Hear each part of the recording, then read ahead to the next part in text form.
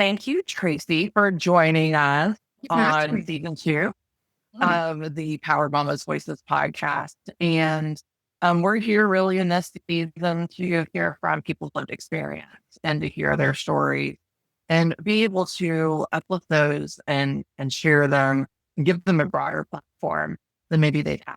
So I want to thank you for joining us. And today we're going to Having talk me. about I'm your such a fan. thank you. We're going to talk about your story, what you're doing with it, because by the time this comes out, some new things will happen that I know you're working on. And so I'm just getting to share, all of those things. So to get started, what do you want the listener to get from today's podcast? What do you want them to be like their big takeaway? Yeah, it's such an interesting question because I think about this a lot since I've been working with you guys. And I think I originally started with all of this being like, I just want people to feel included and heard. And like when I was diagnosed with preeclampsia that turned into HELLP syndrome, like I had no idea it was even a thing that could happen to me. So I like really want people to know, to feel like there's community, right? And like to know that other people are going through this or have gone through this. But like as I like keep doing this, I really feel like it's about standing up for yourself. And I feel like it's more than community, and it's about standing in your power and standing up to the forces that are the medical institution and being like, no, I'm informed on X, Y, and Z, and want I want further testing. I want you to look out for this, and just advocating for yourself is kind of where I'm at right now. Like, so I started for the community, and now I'm at the place where I'm like, screw, we'll have each other forever, but like stand up for yourself. Like this, it really is like a solo mission, which is, I wish I had that kind of power going into this. Okay. So, going into that, like talk about what you went through. That's, you know, talk about your journey. For starters, let's talk about your advocacy journey and how you started standing up for yourself. What does that look like? It was me being fairly lonely in all of this at the very beginning, and me doing like a lot of Googling and a lot of researching. And I found the Preeclampsia Foundation, which led me to the Mama's Voices. And I took the test or I took the course, and then just kind of like spiraled into me becoming an advocate because I didn't feel like I could advocate for myself. And now, hindsight 2020, looking back, I'm like, I could have 100% advocated for myself. And I want to encourage people to stand up for themselves. And I think that's why I'm here. Like, that's why I'm doing all of this work, to inspire and to empower other women or pregnant people who are going through this, to be like, something's not right. And I know my body better than you know my body. And just to stand up for yourself. Looking at like talking about your pregnancy journey now instead of your advocacy journey, where were there moments that you wished looking, oh, I wish I'd stood up for myself? And like, what was going on that made that? I like a very textbook pregnancy. I was very healthy, but working out every single day, doing I didn't get my nails done. I didn't get my hair done. I didn't wear makeup. Like, I was so clean about it all that I kind of had a, a little, I don't want to say arrogance, but I was a little bit like, okay, like I've done everything right. There's no way anything can happen to me. And then around like 38 weeks, my face started getting really puffy, like really, really big. My lips got really swollen. My feet were really swollen. I was taking pictures and sending them to my doctor, and she was like, you just look like you're about to have a baby. Like, there's nothing, like, this is just, and in like my soul, I knew that there was something wrong. And spoiler alert, there was.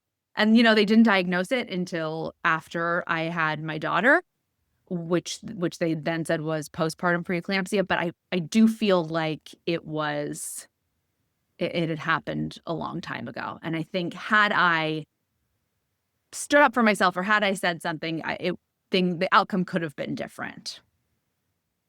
Do you feel like it would have helped you, like that you're well educated about preeclampsia to be able to advocate for yourself, or was it just like you were dismissed, or was there something else? It was, I felt dismissed, and I felt like, and I have a wonderful doctor, and I think she's so great. She actually didn't even deliver my daughter. She was on vacation. But had I known what I know now, I don't know what would have changed. I probably would have gotten diagnosed earlier, so everything kind of would have been expedited a little bit. It still would have happened, but I just wish I would have known more. Does that make sense? It makes sense because we talk a lot about like we call them the three deadly D's: delay, denial, and dismissal. And sometimes it's the provider that's doing this, and sometimes it's the patient. Totally. You know, Totally. like I'm with you. Like I love my OB. She's amazing. We've gone through a lot together, and part of it was like me arguing, saying like, "No, I don't have No, I didn't gain that much weight. No, I'm not that swollen. I'm just gonna wear my husband's socks instead of my sock, Right. so you can't Right. see how swollen my legs are." Like, things like Denial. that. You're Like, the denial one. I am the denial. I am the denial completely. I mean, I dismissed every single symptom, and I was like, no, no, no. And so, if I'd have been educated about the consequences of how really serious preeclampsia can be, Yeah. I know I would have done things very differently. Yeah. Yeah, and it's interesting too, right? Because, like, up until I had my daughter, I was taking my blood pressure, and it wasn't, like, off the charts, right? So it's like, it wasn't the textbook symptoms, but it was everything else. It was like the visual of it all was, like, really coming to light. And I think if you would look at me, like, 37 weeks versus 39 weeks, you would be like, "Oh, she gained 15 pounds in 2, that's crazy," you know? But, like, so much of that is, like, who knows? Hormones, like, "Oh, you're about to have a baby," like, it's the Wild West, you don't know, and I guess that's the dismissal of it all because there's a part of me too that's, like, conflicted about it all because I do appreciate somebody not being overdramatic. Does that make sense? Like, I do appreciate this, like, not everything is death, right? Like, there is something nice about being like, "It's okay, you're about to have a baby, like, you're a little puffy, you're retaining water," versus, like, "We need to get you on a magnesium drip ASAP," right? So I don't know. I don't know. A part of me wishes I could change it all, and then a part of me is like, I'm so grateful it all happened the way it did happen because who knows what would have happened if I was diagnosed earlier, right? Yep. Yep. The timing of everything Timing, yeah. is beyond that. Yeah, yeah. But in terms of, like, my pregnancy and stuff, it was, like, awesome. I had such a great first pregnancy. It was so textbook. It was so besides the fact that it was, I delivered 3rd week of a global health pandemic. I don't know if anybody remembers that in all of our lives. But other than that, it was, like, great. It was perfect. I was healthy. It was fine. It was perfect until delivery. So your first pregnancy you delivered right at the start of COVID, Yeah, and 3rd when week, you had a 2nd, 3rd week. second you've had a second pregnancy since that has happened as well. We talked about like the babies are built different. Yeah, they are. Was there anything like different between your two pregnancies? A baby shower. That was nice. Friendship, like, community. Although my son was born, like, during the Omicron phase. I don't know if you remember that strand of COVID. So I still had to wear a mask. It was, like, back to, like, lockdown rules, which is so I essentially have, like, 2 different variants of COVID babies. Mm. But in terms of, like, the pregnancy part, yeah, like, the hospital experience was you still couldn't have people come in and out. My daughter couldn't come, like, meet him at the hospital. My mom couldn't come. There was still, like, some pretty strict lockdown rules, which was great. And it could go either way. Like either you're still isolated and lonely, or you're like, I just need a time to connect with this new thing.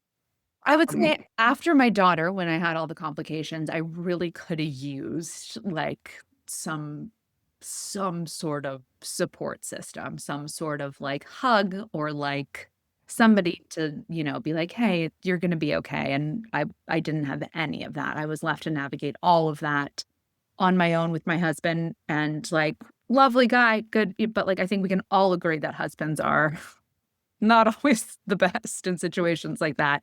And, he was dealing with his own trauma too. We had, like, the doctors coming in asking him if I had any religious rights and if they wanted to have, like, a priest present in case I died. Like, it was, like, it was very traumatic. It was a very traumatic experience for him as well. So I think it was hard for him to support me while also dealing with his trauma.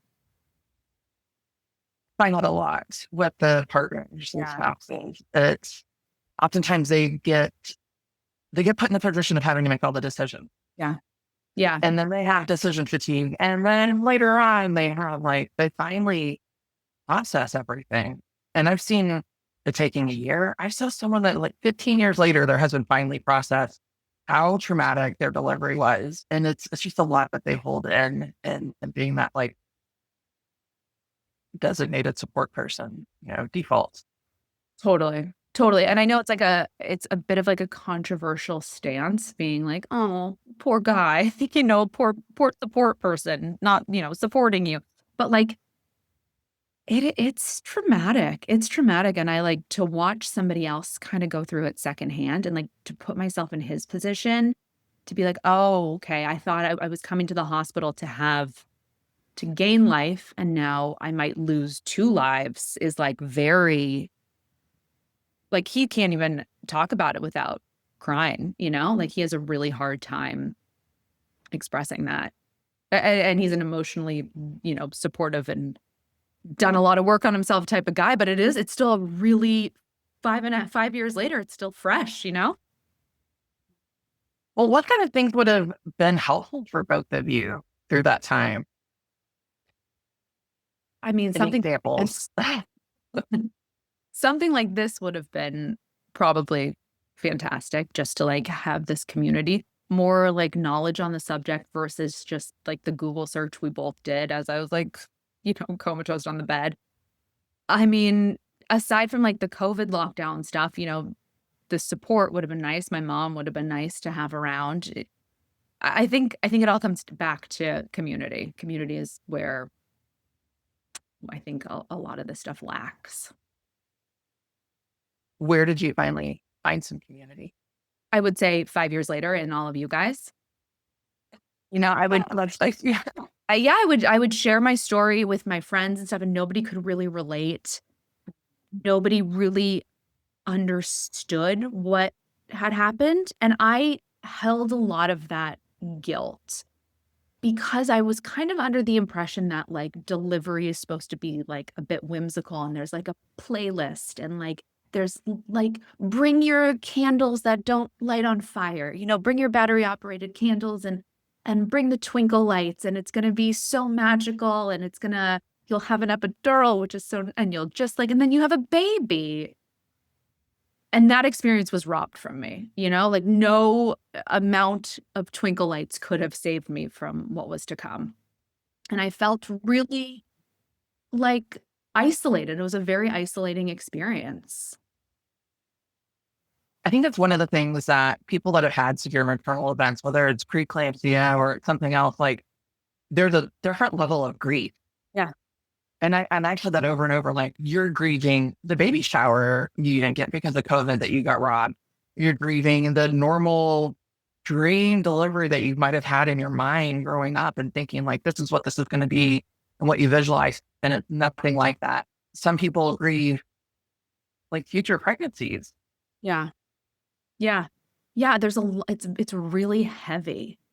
Mhm. And not to mention, like, the whole, like, birth process is so God, you have to let go of so much control, and you have to let go of past stuff, and you're so exposed, and I don't think anybody can prep you for that.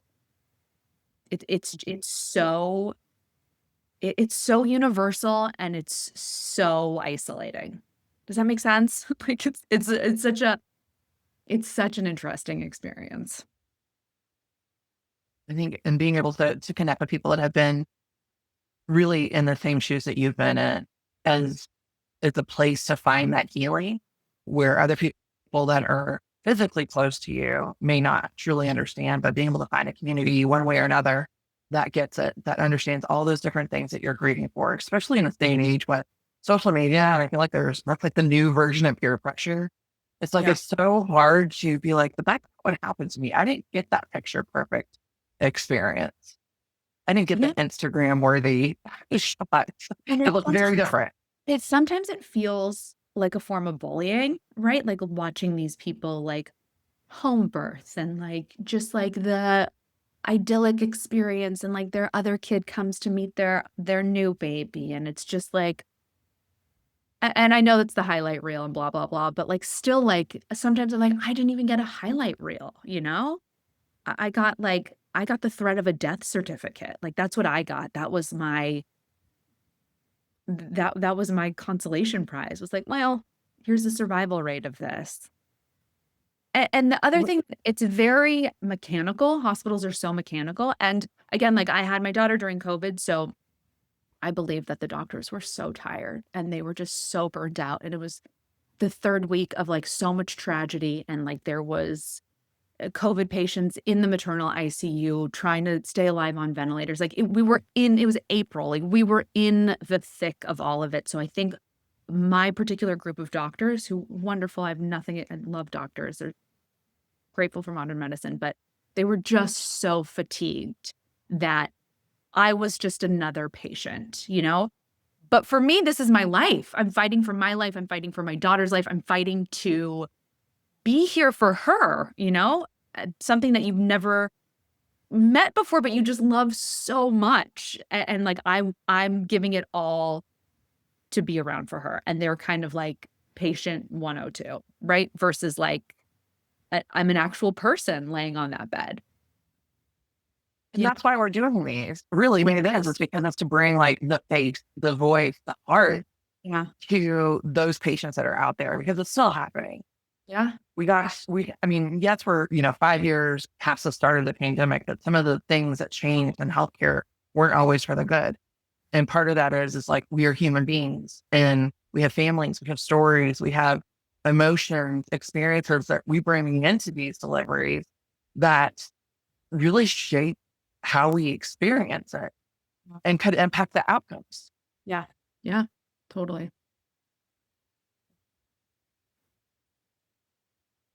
So overall, like long term, Yeah. now, like how has this impacted your mental or emotional well being?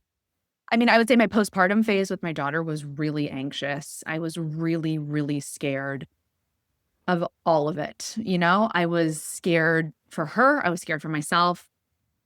I would say it took me about 2 years into her life for me to kind of, like, audibly exhale, and not just from, like from her birth, to be honest, and, like, she had a really hard time after she was born. She was in the NICU for a really long time, like, a really long time. So it was just, like, this extended stay at the hospital, and I was always on edge that we'd have to go back. I still she just turned 5, and, like, I still go into her room in her big girl bed and, like, see if she's breathing. Like, I just I nightly, I do it, you know? Like, I still have this anxiety about, like, losing it all. That's I've heard similar things like that. And I've done the same things as well. With my daughters, like, man, she's getting really quiet. Yeah, Just put your hand on their back. yeah, yeah, she's alive. And I think, like, had I had, like, a normal, in quotes for people who aren't watching, delivery, I don't know if I would have had that level of anxiety. Like, I don't if we hadn't been separated for so long right after she was born, I don't know if I would have had that, free that, like, panic, you know? So, like, again, like, I just feel robbed. Like, I feel like this condition robbed me. I mean, it's given me so much. It's given me this community. It's given me a voice. It's given me advocacy. It's given me a way to express. It's given me a way to, like, keep this story alive, if that makes sense. A lot of people, like, tell their birth story once, twice, and then, like, 2 weeks after the baby's born, it doesn't matter anymore. But, like, I get to, for better or for worse, kind of relive it as often as I can, which I'm grateful for. But on the flip side, it took so much. It took so much from me.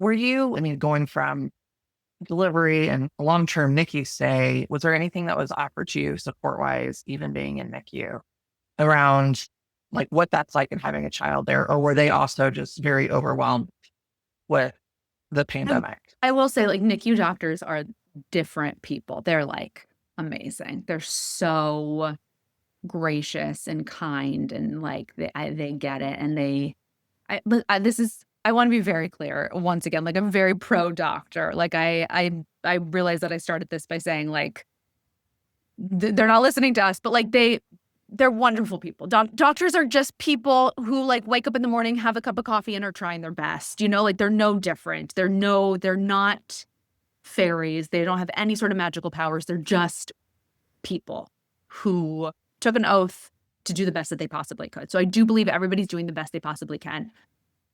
But they get tired. They get overwhelmed.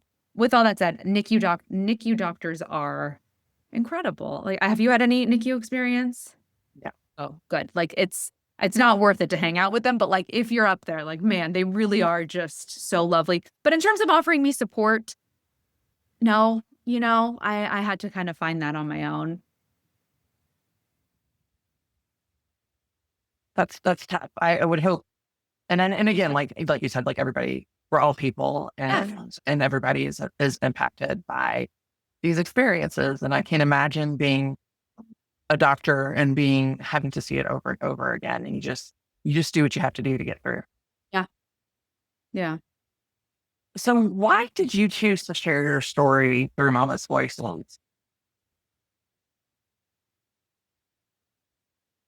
I wasn't very open about talking about this stuff. I didn't talk to my parents about it. My husband, it was kind of like our experience that we held on to. I'm not so much consciously, but I think it was just like so raw for so long. And then I started realizing every time I talked about it, I would cry. And it was like 3.5, 4 years in. And I was just like, I don't think this is healthy. Like, I don't think this is how I think this trauma needs to leave my body. So a bit selfishly, like I got involved because one, I know there's other women and other people out there who are experiencing the same thing. And I don't want anybody to feel isolated or alone the way I did. And two, like for my own mental health, to be able to kind of process this through a community that knows what I'm talking about. Because you can sit in therapy as much as you want, but if the person on the other side of the room has no idea what you're talking about, it's really hard. It's really hard for somebody else to understand. So part of it was very selfish, if we're being completely honest. Hey, healing is an important part of this journey. Really, It's not, for everybody. Mhm. And it can come in different forms. Everybody is unique in that aspect. Yeah. What would you say to someone that's just beginning their own journey that's considering becoming a Mama's Voices patient family partner?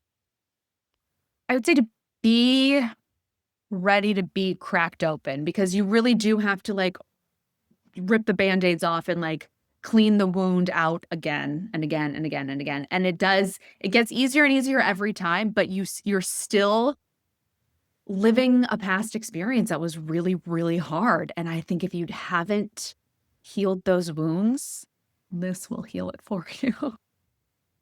Is there a particular part that you felt was healing or just overall? I think it's really healing knowing that there's so many people that have also experienced this. I also think it's really healing just being able to talk casually about it on a Monday morning with somebody who also understands. I also think you guys do an incredible job of hiring everybody on your staff who has had similar experiences. So it is like this like therapeutic moment every time you get on a call or an email chain with you guys. Thank you. Yeah, I think it's awesome. I mean, I'm proud of it, but I'm like knee deep into it, right? So, Right. how does telling your story through Mama's Voices, how does it change how you see yourself? I mean, how do I see myself? I don't know if it's changed how I see myself a ton, to be honest. I still feel a good amount of like broken, but not alone. I still feel, you know, a- off kilter or like a little cracked open, but at least there's like people around who are like, same, which I like. Gotcha. Yeah. So, what's next for you in your advocacy journey? Because you've got some things that are coming, and I feel like by the time this comes out, that would have already happened. But just wanted to give you a chance to share some of the things Yeah. that are on the horizon for you. Yeah. This year, you guys asked me to be the chair of the Preeclampsia Foundation Anywhere Walk, which, like, what an honor. So I've been raising money and raising awareness about preeclampsia and HELPs. And I couldn't be happier and I couldn't take the job more seriously. Like I love it. I love it. And I'm so grateful that you guys gave me this platform and this opportunity. And I talk to your team like often. I'm like, just like, oh, I don't want to mess this up for you guys. Like, is this right? Do we do this? How do we do this? How can we get this out? What can we, I like take this job so seriously. So it's an anywhere walk. So even if you're watching this now, you can still donate to the Preeclampsia Foundation. And it's like such a weird time financially for everybody right now. So I understand like asking for money is so challenging, but like asking to spread the awareness or asking even for like a follow on Instagram for you guys, or just like spreading the word so more people know about this is so important to me. It is. It is. I mean, awareness is a big part of it, and knowing that this foundation exists, that all those voices exist, and then also like how to advocate for yourself and to be aware and to educate yourself so that you can be in that best possible position. You know, to be completely honest, when we talk about advocating for yourself, which I'm like such a huge fan of, and I think about going back in time, I don't even know how I would do it. Do you know what I mean? Like, I don't even know how I would be like, no, no, there's something wrong. Test my liver enzymes, like check my platelets. Like, I guess you just have to be that bold and just say it like that, right? Sometimes you do. Yep. Sometimes you do. Like, or getting to the point of saying, if you asked over, maybe some people have asked over and over again, saying, like, I want to document it in my chart that I have asked for this and it's been declined. Yeah.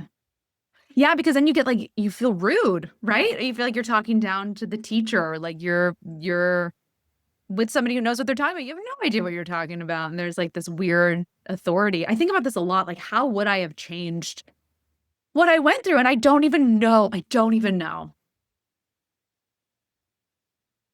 It's crazy. That's just something that because like maybe we'll dig into later in some future Mama's Voices work, I think of like, if, being able to pick one or two things that Yeah. would have changed your experience. Yeah. Or even like doing like, here's a checklist. Here's Mhm. how to advocate for yourself checklist. If you have this, ask for this. If you have this, ask for this, you know? Yes. Nice idea. Thank you. I'm always thinking of new stuff. Excellent. Well, Traci, if there's any last things that you would like to share with the audience before we wrap up for today. I mean, I think like my overall message here is just like we're all doing our best, like from every single person in this planet. I mean, some people could be trying harder, but like I really do believe like if you're doing your best, you're surrounding yourself with people who are doing their best, whether they're like in your direct circle or they're, coming into your circle. And I just think it's important to remember that. And it's also important to remember that you matter and like your story matters, and like stand up for yourself no matter how you do it. Just do it. And if you feel like something's wrong, something's probably wrong. And even if something isn't wrong, it's okay to be like, I think something's wrong. It's okay to be wrong about something not being wrong. Better safe than sorry. Absolutely. Absolutely. And I also Well, just like want people to like dive into the facts of this, and not to like spin yourself, into a tizzy and be so worried and so paranoid about it all, but like really like know, like be familiar with all of this stuff, because the statistics are staggering how many people come down with this 6 weeks after you've had a baby. So like your opportunity, so to speak, to have preeclampsia that turns into HELLP syndrome after you've left the hospital is pretty high. 6 weeks postpartum, which is just mind-blowing to me. So like really familiarize yourself with the potential. those are wonderful things for people to leave us with and to learn more about and to educate themselves and to advocate right there for themselves, Yeah. being aware. Yeah. All Yeah. right. Well, thank you, Traci, for joining us on this podcast. And we look forward to seeing how you continue to use your voice and the success that you'll have going forward. Yeah, you too. Bye.